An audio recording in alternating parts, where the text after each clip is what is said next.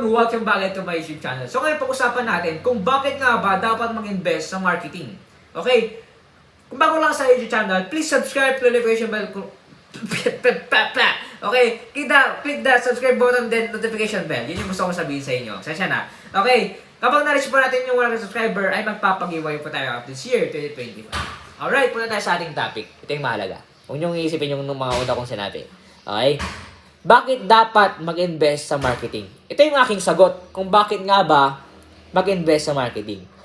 Dahil para makilala ang brand at maabot ang target audience. Okay? Para mas tumaas yung makakilala sa atin.